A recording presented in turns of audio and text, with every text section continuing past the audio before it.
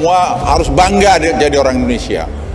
Ya kita kritik bangsa kita, tapi kritik yang membangun. Jangan kritik merasa semua jelek, Kalau jelek pindah aja kalau dari Indonesia ini. Kita berada di pemerintahan, maka pertanyaan, komentar, kritik itu harus dipandang sebagai proses pembelajaran pada publik. Calon Presiden nomor urut 1 Anies Baswedan memberikan tanggapan atas pernyataan Menko Marves Luhut Binsar Panjaitan yang mengusir para pengkritik pemerintah dari Indonesia. Anies tidak sependapat dengan apa yang dikatakan oleh Luhut itu.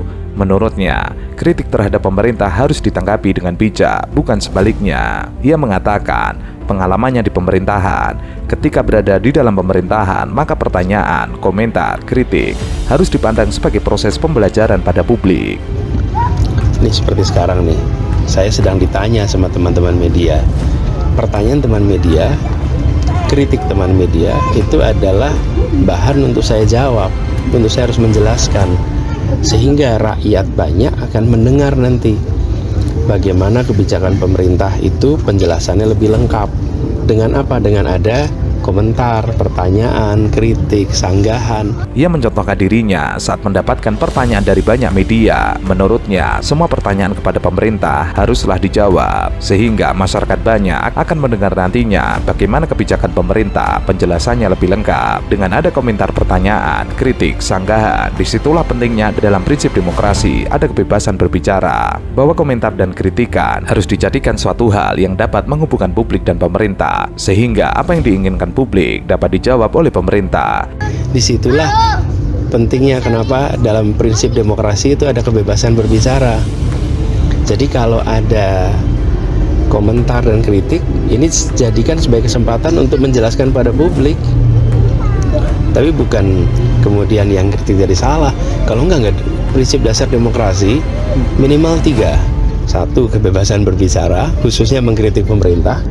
Yang kedua adalah pemilu yang adil, jujur, bebas.